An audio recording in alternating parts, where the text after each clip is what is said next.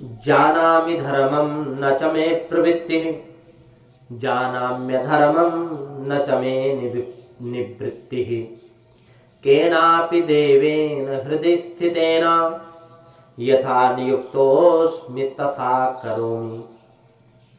जानामि धर्मं न च मे प्रवृत्तिः। दुर्योधन कहता है कि मैं धर्म को जानता हूं, परंतु जानाम्य धर्मम न च मे निवृत्तिः। धर्मानुकूल पवित्र जीवन व्यतीत करना मेरे लिए संभव नहीं है। केनापि देवेन हृदय स्थितेन, मैं अधर्म को पहचानता हूं परंतु मैं पाप छोड़ नहीं सकता। क्यों? क्योंकि केनापि देवेन हृदय स्थितेन, मेरे अंदर कोई बैठा है, वही सब कराता है। मेरे अंदर हृदय स्थितेन, मेरे हृदय में कोई बैठा है। यथा नियुक्तोस्मि तथा करोमि, जैसा वो कहता है वैसा हम करते हैं। कराने वाला वही है। बोले भगवान पाप कराता है, तो महाभारत के टीकाकारों को इस श्लोक का अर्थ करने में बहुत कष्ट हुआ। बोले मेरे अंदर कोई देव बैठा है, वह पाप पुण्य कराता है। इसी प्रकार दुर्योधन बोला, क्या उसका ऐसा अर्थ है कि परमात्मा पाप पुण्य कराता है? परमात्मा तो सत्कर्म कराते हैं, पुण्य कराते हैं, प्रभु पाप करवाते ही नहीं। मेरे हाथ से जो अच्छा काम हुआ वह प्रभु ने कराया, और जो खराब काम हुआ वो मैंने किया, ऐसा सदा मानना चाहिए। परमात्मा कोई खराब काम नहीं करवाते कभी भी। परमात्मा कोई खराब काम नहीं करवाते। वो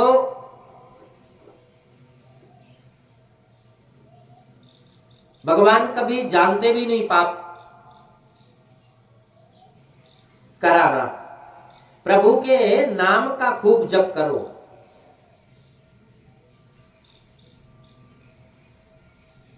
परमात्मा कोई पाप नहीं करवाता। हमारे अंदर रहने वाला कोई देव पाप कराता है, अथवा मानव के आरूढ़ हुए अनेक जन्मों के संस्कार पाप कराते हैं। पाप के संस्कार एक दो जन्म के नहीं है, अनेकों जन्म के हैं।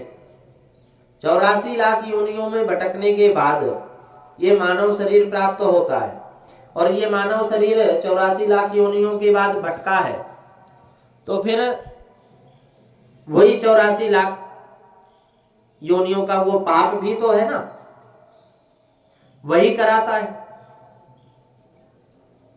और पाप के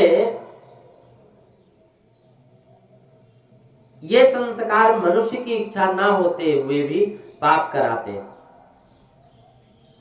प्रभु के नाम का खूब जप करोगे तो पाप के संस्कार मिटते चले जाएंगे। पाप के संस्कार मिटते चले जाएंगे। जब पाप से नहीं, जप से तप से जीवन सुधरता है। अतिशय जप किए बिना पाप की आदत छूटती नहीं। स्वभाव सुधरना बहुत कठिन है। तीर्थ स्नान करने से, अथवा विष्णु यज्ञ, राम यज्ञ, हनुमत यज्ञ करने से स्वभाव नहीं सुधरता। स्वभाव सुधरता है परमात्मा के ध्यान से, स्वभाव सुधरता है परमात्मा के भजन से। स्नान से शरीर की शुद्धि होती है, दान से धन की शुद्धि होती है, परमात्मा के ध्यान से, जप से मन की शुद्धि होती है।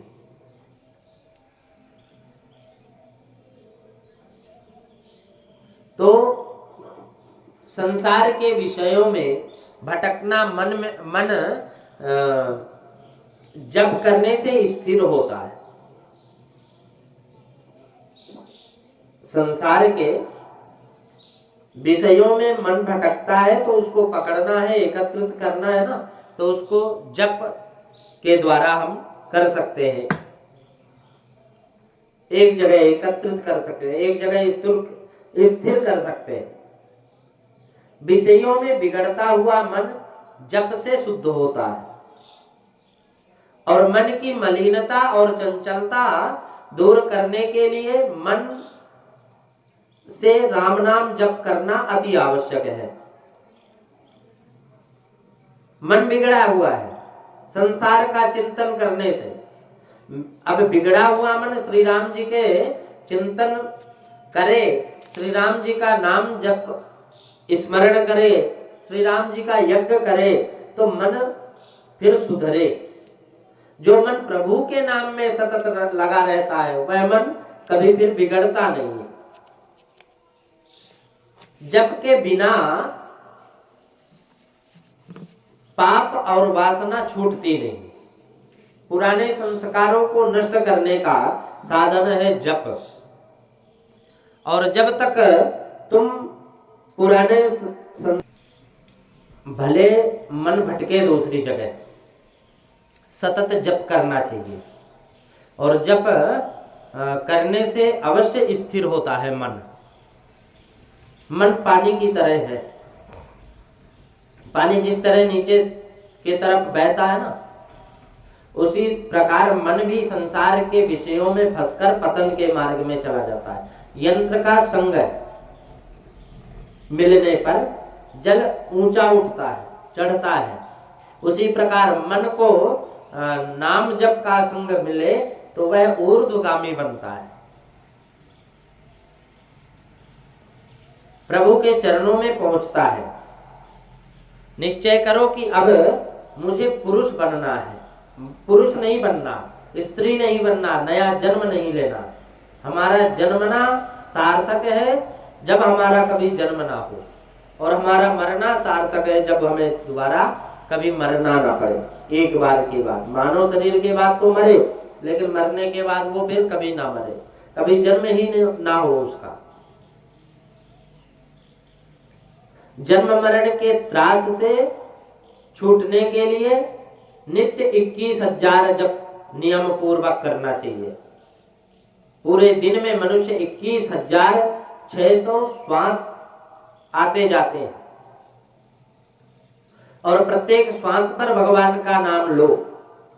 राम नाम के जप से वाल्मीकि जी को परमात्मा रामचंद्र जी के साक्षात दर्शन हो गए।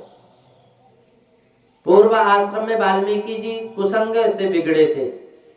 ब्राह्मण होने पर भी ये अनेक जीवों की हिंसा करते थे। वाल्मीकि जी हिंसा करके कुटुंब का भरण पोषण करते थे। एक बार नारद जी, एक बार सप्तऋषि जंगल में से जा रहे थे, तो वाल्मीकि जी उनके ऊपर नजर पड़ी। साथियों को आज्ञा दी कि इनको पकड़ो।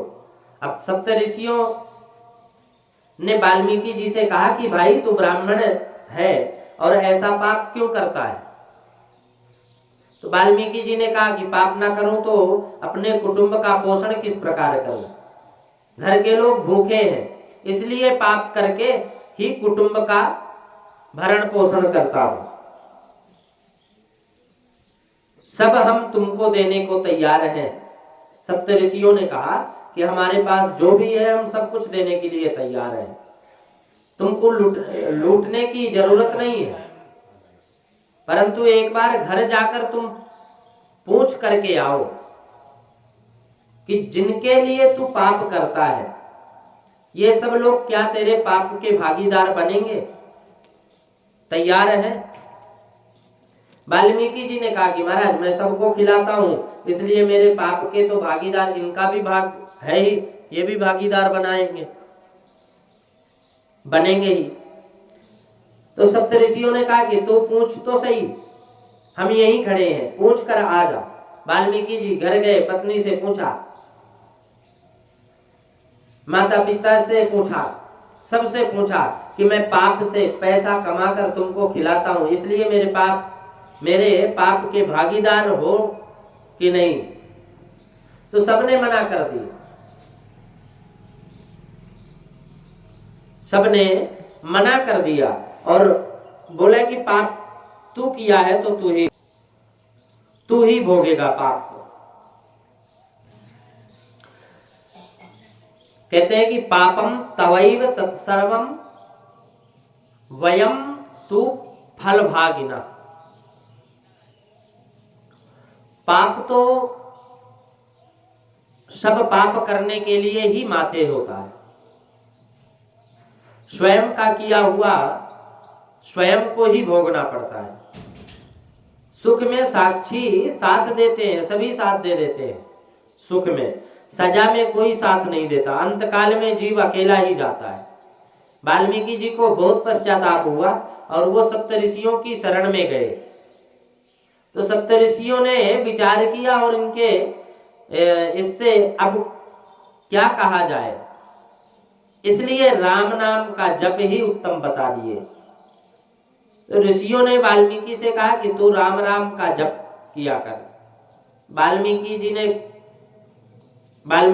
ने पूछा कि कब तक जप करना है, भगवान का नाम कब तक लेना है। ऋषियों ने कहा कि शरीर के ऊपर दीमक प्रकट हो तब तक करता है, जब तक शरीर के ऊपर दीमक प्रकट ना हो। दीमक मिट्टी कीड़ा होते हैं। तो वाल्मीकि जी ने राम नाम का जप करने बैठे, परंतु अतिशय पाप किया था। इसमें राम नाम मुख से ना निकला और उनके मुख से मरा मरा निकलना प्रारंभ हो गया। इस जीवा से बहुत पाप हुआ। इस कारण से इस जीव से राम नाम का जप नहीं होता। अतिशय जप ना हो तब तक जीवन सुधरता भी नहीं, तो परमात्मा प्रत्यक्ष दिखते ही नहीं। राम नाम जप से परमात्मा की भक्ति होती है। अब परमात्मा के नाम का जप जीव करे तो जीव सुधरे, परंतु जीव से जप नहीं होता। जीव कट कट बहुत करती है, व्यर्थ भाषण करती है।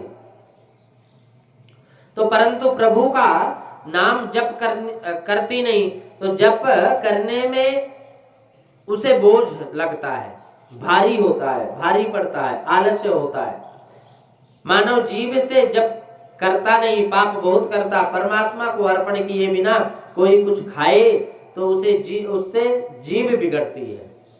परमात्मा को अर्पण किए बिना कोई पानी भी पीता है तो भी जीव बिगड़ती है। जगत की निंदा करने से जीव बिगड़ती है। वाल्मीकि जी ने पाप बहुत किए, इसलिए राम राम के अक्षर इनके मुख से निकलते नहीं, ये तो मरा मरा बोलते। अब मरा मरा का जप करते वाल्मीकि जी, उसमें अतिशय तन्मय हो गए कि शरीर के बहुत दीमक प्रकट हो गए और वाल्मीकि जी सतत जप करते रहे।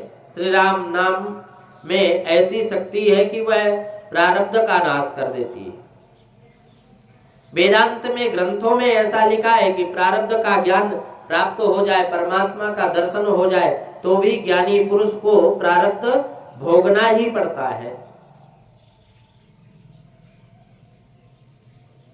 प्रारब्ध भोगना पड़ता है। प्रारब्धम बलवत्तरम खलविदाम भोगेन तस्सक्षयम सम्यक् ज्ञान हुतासनेन विलयः प्राक्संचिता गामिनाम। प्रारब्धम बलवत्तरम खलविदाम भोगेन तस्सक्षयम। परमात्मा का दर्शन करने के बाद भी ज्ञानी को प्रारब्ध भोगना पड़ता है। भोगेन तच्छक्षयम, उसके प्रारब्ध का विनाश नहीं होता। ज्ञान से संचित और क्रियामान का नाश होता है, परंतु प्रारब्ध का नाश नहीं होता। इससे सिद्ध होता है कि ज्ञान से प्रारब्ध बड़ा है, ज्ञान से प्रारब्ध बड़ा है। बड़े बड़े संतों के जीवन में दुख के अनेक प्रसंग आते हैं। उन महापुरुषों ने कहा कि इस शरीर को प्रारब्ध ऐसा है, इस शरीर का प्रारब्ध ही ऐसा है। संत सहन करते हैं, अपना हृदय जलने लगता है और संत महापुरुष दुख सुख सहन करते हुए परमात्मा का स्मरण करते हैं। परंतु प्रारब्ध प्रमाण से सुख दुख तो उनको भी भोगना ही पड़ता है। इसलिए ज्ञान से प्रारब्ध श्रेष्ठ है, परंतु प्रारब्ध का नाश परमात्मा के नाम से होता है। इसलिए प्रारब्ध से परमात्मा का नाम श्रेष्ठ है। ज्ञान से बड़ा है प्रारब्ध, लेकिन प्रारब्ध से बड़ा यदि कोई कुछ है तो वो है भगवान नाम। मेटत कठिन को अंग भाल के, भगवान का नाम ऐसा है जो सबको नष्ट कर देता है, हमारे कुमार्ग को नष्ट कर देता है, हमारे कुसंग को नष्ट कर देता है, हमारे प्रारब्ध को भी नष्ट करने की सामर्थ्यता है। तो वो है भगवान के नाम में, और भगवान का नाम ही एक कलयुग में कहा जाए तो साथी है, एक नाव है। उस नाव में बैठ जाओ, राम नाम के नाव में बैठ करके हम भव सागर पार कर सकते हैं। मेटत कठिन कुअंग भाल के,